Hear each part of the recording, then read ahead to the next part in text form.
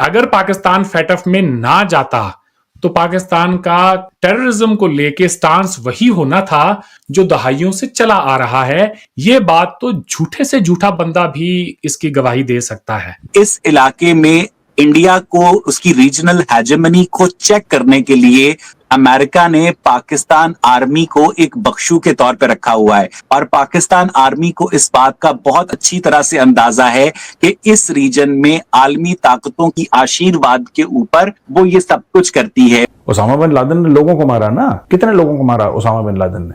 10,000, 20,000, 1 लाख, 2 लाख। इन्होंने तो पूरे गांव के गांव, शहर के शहर साफ कर दिए। ये दहशतगर्दी थे। ये क्यों आए? किसने बुलाया? इनवाइट किसने करा इंडिया? मुगलों को किसने बुलाया इंडिया में? कि चिट्ठी भेजी थी, इन्विटेशन भेजा था? अगर अमेरिका ईरान के अंदर न्यूक्लियर साइट्स को बॉम्ब कर सकता है, तो क्या अमेरिका जो है हाफिज सईद की रिहाइशगाह को बॉम्ब नहीं कर सकता है? कि अमेरिका इन दहशतगर्दों को भी जिंदा रखना चाहता है जो बाकायदा फैक्ट्रियां चलाते हैं टेररिज्म की और सब कुछ। उनको खाली आप सैंक्शन कर रहे हैं, तो फिर आप उस आर्मी को, उस पाकिस्तान को भी सैंक्शन करें। जब पाकिस्तान के अंदर दहशतगर्दी का वाकया होता है, भारत से कोई प्रेस कॉन्फ्रेंस आती है? भारत तो कंडेम भी नहीं करता। अरविंद भाई कंडेम भी नहीं करता। ये तो अगले दिन उन्होंने, जब पाकिस्तान ने इंडिया को इल्जाम लगाने शुरू किए, दोबारा थोड़ी सी ये तेज हुई चीज, तो उन्होंने कंडेम किया। उन्होंने तो कभी कंडेम भी नहीं किया। भारत ने 24 घंटे में 3 मिसाइल का सफल परीक्षण करके पाकिस्तान को एक कड़ा संदेश दिया है। भारत की मिसाइल तकनीक तेजी से आगे बढ़ रही है। ऑपरेशन सिंदूर के दौरान स्वदेशी मिसाइल सिस्टम की ताकत दुनिया ने देखी। 17 जुलाई 2025 को भारत ने रक्षा क्षेत्र में 3 बड़ी उपलब्धियां हासिल की हैं। एक ही दिन में 3 महत्वपूर्ण मिसाइल टेस्ट करके भारत ने अपनी रणनीतिक और तकनीकी ताकत दुनिया के सामने रखी है। भारतीय सेना और डीआरडीओ ने लद्दाख के ऊंचे और मुश्किल इलाके में आकाश प्राइम मिसाइल का सफल परीक्षण किया। ये मिसाइल 4500 मीटर से ज्यादा ऊंचाई, लगभग 15,000 फीट पर टेस्ट की गई। यहाँ ऑक्सीजन कम और हवाएं तेज होती हैं। टेस्ट में आकाश प्राइम ने 2 हाई स्पीड ड्रोन्स को सफलतापूर्वक मार गिराया। इसका सबसे बड़ा फीचर स्वदेशी रेडियो फ्रिक्वेंसी सीकर है। यह तकनीक पहले सिर्फ कुछ देशों के पास थी। अब पाकिस्तान मीडिया चर्चा कर रहा है कि देखो, भारत ने 24 घंटे में 3 मिसाइल टेस्ट करके पाकिस्तान को एक कड़ा संदेश दे दिया। सुने, मैं आपको शकील साहब एक मिसाल दूं इंटरेस्टिंग। कुछ अर्सा पहले पाकिस्तान ने टीटीपी की हाइडआउट्स पे अफगानिस्तान में हमला किया। मेरा ख्याल है पाकिस्तान ने उसको एक्सेप्ट नहीं किया। अमूमन मुल्क करते हैं छोटी मोटी चीजें। तो इंडिया ने स्टेटमेंट जारी की, हमें वहां पे बच्चे मरे हैं, बड़ा अफसोस हुआ है। हमें वहां पे खवातीन मरी हैं जो टीटीपी के वहां पे हाइडआउट्स पे हमले किए। 2 दिन पहले इंडिया ने म्यांमार में कमांडर मारे हैं वहां पे ड्रोन स्ट्राइक से। माने नहीं है, वो भी नहीं माने, लेकिन सारी बातें सारे हिंदुस्तान टाइम और सारे वो रिपोर्ट कर रहे हैं। मैं एक बात ये करना चाह रहा हूं, चीमा साहब ने कहा जी कि इंडिया में जो टेररिस्ट इंसिडेंट्स होते हैं ना, उसका बेनिफिशियरी कौन है? तो ये भी बड़ा एक डूबियस आर्ग्यूमेंट है कि इसका तो मतलब है कि फिर क्या 93 में जब वहां टेरर अटैक हुए कौन बेनिफिशियरी था? पार्लियामेंट पे अटैक हुआ कौन बेनिफिशियरी था? यानी उसकी टाइमिंग में कोई ना कोई चीज आप निकाल ही लेते हैं। 2008 में मनमोहन सिंह की गवर्नमेंट थी, वहां टेरर अटैक हुआ, उसका बेनिफिशियरी कौन था? और ये 5-6 साल के बाद ये इंसिडेंट नहीं हुआ। पिछले साल भी टेरर इंसिडेंट हुआ है कश्मीर में, छोटे पैमाने पे हुआ। छोटे मोटे। और ये जो सर कहना ना, ये कहना कि बेनिफिशियरी कौन है, तो सर 9/11 का सबसे बड़ा बेनिफिशियरी जनरल मुशर्रफ था। अमरीकी जहां पे सदर आया था क्लिंटन, उसने हाथ नहीं मिलाया था कैमरे के सामने, और उसके बाद वो डार्लिंग बन गया अमेरिका की, वेस्ट की। तो फिर हम ये कह सकते हैं कि जी मुशर्रफ का फॉल्ट था सारा, 9/11 उसी ने करवाया था क्योंकि वो बेनिफिशियरी था। तो सर ये तो इंसिडेंट जो है ना टेररिज्म के, उसके साथ किसी ना किसी चीज को आप हर इंसिडेंट के साथ जोड़ देते हैं।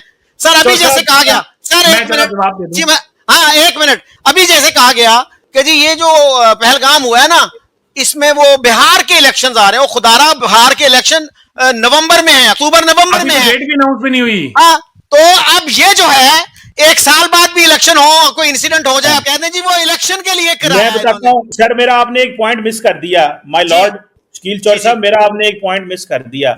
मैंने 1993 का जो टेररिज्म इंसिडेंट, मैनू उदू पता ही नहीं, मैं स्कूले जाता था, स्कूले भी रहने था जाता, मैनू नहीं पता हो की होया की नहीं होया। और मैं ये नहीं कह रहा, अगले दिन आपके शो में मैंने नहीं कहा, आप मेरे साथ जब आए थे मैंने कहा नहीं था कि पाकिस्तान ने अफगानिस्तान में जो जहाद का प्रोजेक्ट हमारा था उसको हमने कश्मीर में भी इंप्लीमेंट किया, वहां से फायर बैक कर गया। तो वो जिसे कहते हैं ना, वो तारीख क्लियर है। हमने वो प्रोजेक्ट शुरू किया। अभी अरविंद भाई कह रहे थे हम FATF में गए हैं, वो हाफिज सईद वाला जो प्रोजेक्ट था वो बंद करने पड़े, वो दुनिया को जो बंद हो गए, बाद में उनको जेलों से सजाएं भी हो गई। सवाल जो है ना चौड़ साहब, जो आप बात कर रहे हैं, इसका मतलब इंटरनेशनल फायदा लेना था। अमेरिका को यह बताना था कि ये जो हमारा मुल्क है ना पाकिस्तान, ये हमारा, ये जो आपके साथ जिसके साथ दोस्ती की पिंगे बढ़ाने लगे हैं, ये यहाँ पे ये हरकतें कर सकते हैं, ये दहशतगर्दी कराते हैं। और इंडिया बेसिकली टेम्परेचर इसमें चेक हो रहे थे, बहुत सारे इसके एंगल होते हैं। मैं ये नहीं कह रहा कि जो कोई इंडियन गवर्नमेंट के बंदे होते हैं वहां पे, या कोई फौज के बंदे बैठे होते हैं जो ये अपने लोगों को मरवाते हैं, मैं ये नहीं कह रहा, लेकिन मेरा इसमें आर्गुमेंट ये था कि बहुत सारे ऐसे ग्रुप वहां पे ऑपरेट कर दिए होते जिनके ऊपर विजिलेंस कम हो जाती है। लेकिन सर ये दो तरह की बातें जो अवैध चल रही होती हैं। एक तरफ जैसे डोनाल्ड ट्रम्प साहब जो है वो ये कहते भी दिखाई देते हैं कि हाँ पाकिस्तान ने 5 तैयारे गिरा दिए, और दूसरी तरफ वो कहीं ना कहीं इंडिया को भी सपोर्ट करते दिखाई देते हैं। तो ये आखिर चल क्या रहा है? मतलब हाफिज सईद वगैरह को एक्शन नहीं हो रहा। अंग्रेजी में good cop bad cop policy कहते हैं, क्योंकि अमेरिका जो है उसका इंडिया एक बहुत बड़ा ट्रेडिंग पार्टनर है। अमेरिका और इंडिया के जो ट्रेड वॉल्यूम है वो बिलियंस ऑफ डॉलर्स में है, और उसके मुकाबले में पाकिस्तान के साथ उनका ट्रेडिंग वॉल्यूम अमेरिका का बहुत कम है। लेकिन इस इलाके में इंडिया को उसकी रीजनल हेजेमनी को चेक करने के लिए अमेरिका ने पाकिस्तान आर्मी को एक बख्शू के तौर पर रखा हुआ है, और पाकिस्तान आर्मी को इस बात का बहुत अच्छी तरह से अंदाजा है कि इस रीजन में आलमी ताकतों की आशीर्वाद के ऊपर वो ये सब कुछ करती है। वो इंडिया की जो रीजनल हेजेमनी है उसको चेक में रखने के लिए जो इंटरनेशनल एस्टेब्लिशमेंट है वो पाकिस्तान मिलिट्री का इस्तेमाल करती है, और पाकिस्तान मिलिट्री जो है आगे से अपने लोगों को बताती है कि इंडिया तुम्हारा कितना बड़ा दुश्मन है। क्योंकि मैं ये समझता हूं कि जब तक पाकिस्तान और इंडिया के दरमियान तालीमी, तिजारती और सकाफती ताल्लुकात नहीं होंगे तब तक इस खित्ते में खास तौर पर पाकिस्तान के लोगों की जो खुशहाली है वो इम्पॉसिबल है आरज़ू। लेकिन आपको क्या लगता है कि आज के दौर में क्या ये सब कुछ इतना आसान है कि ये कह देंगे लोगों को कि हाफिज सईद जो है वो टेररिस्ट नहीं है, या बाकी लोगों के लिए जो भारत कहता रहता है उसे इनकार कर दिया जाएगा, लेकिन दूसरी तरफ बिलावल साहब कहेंगे कि हाँ हम उनको देने के लिए तैयार हैं। ये स्टेटमेंट भी मौजूद है रिसेंटली। तो ये दो तरह के स्टेटमेंट आपके ख्याल से क्या पाकिस्तान के लोग या दुनिया के लोग इस चीज को कबूल कर रहे हैं? वो जब कॉलेज के जमाने में लड़कियों ने लड़कों को अपने पीछे लगाना होता है ना, तो कभी वो दुपट्टे का एक पल्लू गिरा देती हैं, कभी दुपट्टे का दूसरा पल्लू गिरा देती हैं, कभी हल्की सी हेलो हाय कर देती हैं, तो लड़के ना उनके पीछे लगे रहते हैं। तो बिल्कुल इसी तरह जो पाकिस्तान की एस्टैब्लिशमेंट है ना, वो ना हाफिज सईद से दस्तबरदार होती है, ना हाफिज सईद को पूरी तरह से रिलीज करती है। ठीक है, वो ग्रे लिस्ट में से निकलने के लिए हाफिज सईद को हाउस अरेस्ट भी कर देती है, लेकिन इन प्रिंसिपल वो कभी भी हाफिज सईद जानना तो वो एसेट करार देते हैं। और ये पाकिस्तान मिलिट्री की इंस्टीट्यूशनल मेमोरी है कि वो इस तरह के जिहादी ग्रुप्स को अपना एसेट समझते हैं। और अगर आलमी ताकतें चाहें जो कि कुछ अरसे में रेमंड डेविस को पाकिस्तान से निकाल सकती हैं, अगर अमेरिका ईरान के अंदर न्यूक्लियर साइट्स को बॉम्ब कर सकता है, तो क्या अमेरिका जो है हाफिज सईद की रिहाइशगाह को बॉम्ब नहीं कर सकता है? क्या अमेरिका मौलाना मसूद अजहर की रिहाइशगाह को बॉम्ब नहीं कर सकता है?